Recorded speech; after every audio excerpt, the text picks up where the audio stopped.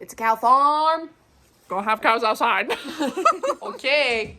We're with the little Drewbert. She's repping the hoodie. So we're checking cows at 10 o'clock at night. And this is for Drew's job. Because she is a cattle gal. I punch them. So we're going to show you why you need to check cows at night when it's calving season. Right? Because that's what they're doing right now. Yep. We have spring calving and we have fall calving. Exactly. So it's all dark now. We're going to say goodbye for a second. I think there's 38 calving. We've had 5 so far. 1 calf died. Oh. Did I say that? I can crop it. Do I say that? So these are Charolais cows, the white ones, right? Registered Charolais. A lot of them that we have raised here. The Black Angus are from the Nancy R. Cummings Ranch up in Salmon, Idaho. Ah, So, yes. They were donated. Little moo-moos. And lots of moo-moo poo-poos. So, there's some signs you look for when you're checking cows. Yeah, so... So, we'll turn it around. It's like gonna come out. Yeah, seriously. No, I make them all stand up and then they're like, fine. Yeah. But, yeah, just look for signs of puffy. A lot of times they're restless, so standing up and down. I think everyone's fine tonight, so far. Hopefully. None of that. There's not many signs, honestly, like gooey. Yeah, the goo droppers. So, but it looks like everyone is doing fine for now. But I just walk around to all of them, make sure everyone will get up if they look like they need to get up. Perfect. All that fun stuff. And what if they don't get up? Well, I just push them. I just push them. They'll get up. But, yeah, they're standing up. They're fine. You can usually tell if they're pushing. If I came in and saw a lady that looked like she was about to have a baby, pretty much give her an hour to do it herself. But if not, that's probably when you should start going in and figuring out what the problem is. Perfect. Because it might be the wrong direction. Or it's only the face. Or it's just one hoof. Or it's backwards. So Yes. So they're just like human babies. Gotta take care of them. yeah. Sometimes they need help. Yeah. They will have an easy time. It's best when the babies come out like that. The Like nose and the little hoofs hooves. right out the back So, end. Yep. That's when it'll be pretty darn easy. And most of these, I know there's a couple first timers, but most of them have had babies. Yeah. So these are all the ladies that have not had their babies yet. No babies over here. Nope. So these are some of the babies we've had so far. Look at how cute. I believe there's 1 bull calf. The rest are little girls. Moms are actually pretty darn nice, considering some of them are pretty aggressive when they're protecting their babies. But we've got these 3 over here. Oh, there's 1 over there too. Ah, yes. There's 4 over there. They're doing pretty good. We have a cow over here because she didn't really want to take her baby. I think she's a first-time mom. Oh, okay. So she just didn't Yeah. have as many motherly instincts, so we put her in this jug. Her little baby right there, born today. So they're just bonding. So they'll be fine by the morning. We're just going to keep checking on them, make sure the baby is getting milk and is getting up. But she was over there when I checked first. Obviously, she just moved, so that's a good sign. Perfect. So you want to talk about the differences between a first-time mom and more regular moms? Not regular moms, well- but like there's a difference. Yeah, I mean, they might have a little bit more problems. First-time moms, they just like have their baby, they clean them off, they are good moms. You don't really have to watch them as much. But the first-timers, you just want to keep a closer eye on them. They might have a harder time giving birth. Like this lady over here, not really accepting them, not really knowing, oh, this is my job. So yeah, we just kind of just have to help them along the way a little bit more. But not really much differences. They're usually all pretty darn good. Yeah. So these are beef cows, but they're like on the opposite side of the spectrum with animals like dairy cows. A lot of those calves are separated from their moms right away because dairy cows will actually like sometimes kill their babies just like laying on them, or they just don't take care of them, or they don't have They Actually, don't I have. don't really know. I don't. Maybe not as many motherly instincts, but one of the Yeah. main things that reasons why they do separate the calves is from disease. Yeah. So they're just a lot more susceptible to diseases than beef cows. So once they do have babies, we do separate. So obviously, the ones that haven't had babies over there, bring them over here, and they're pretty much all good. The moms, if a baby comes over to them, they just that's not theirs. They walk away, or they're Yeah. good stepmoms. So yeah, that's the difference in moms. There's the baby. Oh, so cute. Yeah, they're pretty good. So- we can talk about what we do when they're born. Okay. Yes. So Here, you can just take the camera if you want it. beautiful. I put landscape. There you go. Okay, so when a mama has babies out there, we just drag the baby in, check the birth or the sex, obviously. So see if it's a little bull calf or a little girl. You should show them how are you checking. Yeah. Oh, look at the little baby. Oh, such a precious little one. So obviously you just flip her around. This is a little girl. Also, no balls. So yeah, like I said, they're usually not up and walking by the time we see them because we check them pretty darn often. Drag them in through the gate. Mama will follow. Make sure, see what the sex is, and you're gonna record the mama's number. So on this one, the mom's got tag 519. So we put it in the baby's ear, 519. And then we keep track of the calves. So we have, this year we started with 200s. So for the year 2022. So then on the back of the tag, you wrote 203 because this was the third girl we had. The girls start at 200. The boys start at 250, although we won't have that many calves. But I love this one. This is the one that was born on Friday. So cute. But once we bring them in here, we bring them over to a little area over here.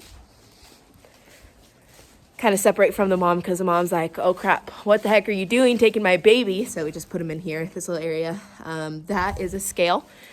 So we're going to record the birth weight. That helps keep accurate records for EPDs, expected progeny differences. So it shows birth weight, weaning weight, yearling weight, all that good stuff to keep track of how fast they're growing. Helps a lot when you're selling the animal. Take them in there. We take their weight. We give them a multivitamin and then vitamin A and D subcutaneously in the neck. Then ear tag them. Like I said, mom's number on the front, their number on the back. And then we're going to dip their navel in iodine, which is kind of just like a disinfectant. Just keeps it clean. And then, yeah, give them the ear tag. And that's about it. Bring it back out to mom. Make sure it's getting colostrum. It's probably not walking right away. So you're just going to... Sorry, that was going to be crooked for a while. It's okay. So, yeah, just keep them back, checking on the baby, make sure it's getting up and walking, and drinking colostrum, because colostrum is the first milk that the mama cow has. Yes. It's got the most nutrients. If baby cow doesn't have it, you're actually missing a lot of really important things that the baby has. So making sure it gets its first milk is very important. And how much do they weigh average? Like, how much is an average weigh? So this calf we had on Friday was 91. So they're pretty darn around 90 to 100 pounds. If we have a little calf that's a little boy and it weighs over 100 pounds, it is automatically going to be, we're going to turn it into a steer. So we're going to castrate it. I think this just, I'm not really quite sure why we do that, but yeah, if it's over 100 pounds, it is a steer. Less than 100 pounds, we may keep it as a bull if we have good numbers from the mamas, from the EPDs, from the moms and the bulls. And then obviously we're gonna see what kind of heifers we want to keep or which ones we want to sell to keep our numbers good here at the facility, because we want to always improve our genetics. So other than that, we just make sure the moms are getting lots and lots of hay and water, because obviously when they're lactating, you know, when they're lactating, they're gonna need a lot more hay and water to keep up with that. So, what else is there? I don't know if you were talking about this. I kind of zoned out when you were talking about this, but when they're over 100 pounds and you castrate them, isn't that so the genetic, because like they have that genetic disposition to calve heavier? I don't know. We talked about it in my True. class, Yeah. 'cause, So like, birthing weights on first yeah, mamas. birthing weights Yeah. are Super super important because if you're having a first time heifer and she's having a calf over 100 pounds, that's is gonna wreck mom. tough on the moms. So when you're looking at EPDs, you're going to want to look at lower birth weights, higher weaning weights. That means it is gaining a lot of weight every day. So that is really good there. So yeah, that's one reason. If the calf is over 100 pounds, obviously that's going to stay in the genetics, and that's going to just be harder on first time mamas, even Just take moms those that have genetics had out. yeah. So just band them once they are a couple months old, once we then when go do and they brand get them. weaned? So That's a good question for people that might not know. balls. Well, they're normally around like 800 pounds when they get weaned. No, lighter than That's that. like That's like different. How long is it until they're weaned? I thought it was like 6 months, 6 to 8 months. Let me ask Siri really quick. Hey Siri, how old are calves when you wean them? I don't know everything. Sorry, I'm an ag teacher in the future. I have to know everything. Okay. 130 days. Weaning calves at 45 to 60. Honestly, it really depends. Yeah. It's like when you're running cow calf operations, they stay out there from like when they're born in March to like October is when they wean a lot of them. If you calve in March, February. Yeah, I think the So- most is pretty much 3 to 5 months is an average for weaning weight. You just want those babies to get all the time on mom that they can so that they will grow and get to that really high weaning weight. So Yep. that is one important thing to consider. Oh, look at the he's baby shivering. So cute. But he's fine. He's okay. Yeah, he's all good. They are in a really nice barn, lots of straw. We clean it out pretty often, so we are going through a lot of straw and shit. There was another. Oh, and then when do they get rebred?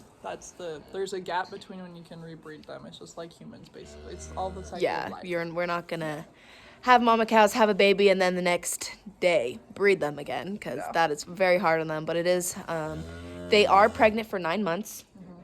So, and they'll obviously calve again next January. So we'll wait about 3 months. Actually, once the calves are weaned, we'll probably AI them again. We don't have a bull on these ones. We have AI, so artificial insemination. We take bulls You just stick that. your hand up your butt and you put a little needle in there with all the semen in it, and then you stick it in. Yep, we go to a uterus with an active CL, which you can find through an ultrasound. But yeah, we're going to look for bulls that have the best genetics. They're going to give us exactly what we want. So we go on to select shires is where we find most of them. Some of the bulls we've been using for lots of years, but we're always looking to get new bulls. I know they're looking at some now. Yeah, we'll AI them once the babies are weaned. Yeah, that's EPDs. That's why they record all You- this stuff when they calve, so they know when they're older what those genetics were right here. So Yeah. that's why records are super important when you're doing cattle. Yep, and that's genotypes. So we're going to look at the genotypes rather than phenotypes because, I mean, yeah, you want them to look good. You want them physically sound. You want them to have good balance, level top, obviously wide and deep, depending on what you're trying to produce, whether it's steers or more mamas. So you're going to look at the EPDs, put everything together with the mom, and then see what's going to work best for you. Yeah.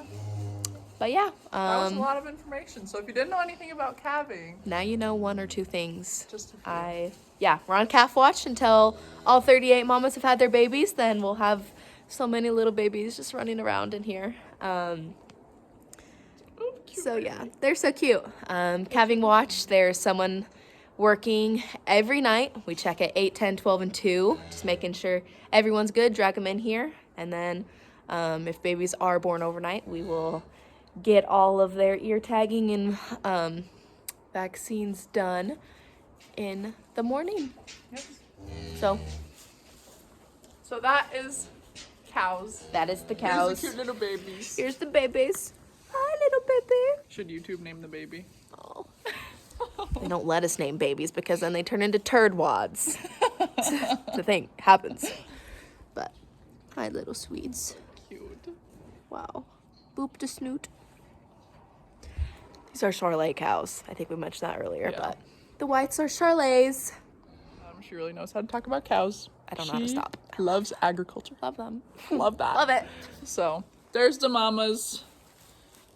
And these ones are That one's Patricia. Patricia. She looks like a the hair on the Patricia. top She of kind of her looks head. like a Karen. If she was a mom, she would have fabulous hair. Yes. Like a human mom. Anyways. Like the thick bangs. Yeah. There's little cow eating. Little calves. Good little mamas. It's a cow farm. You're gonna have cows outside.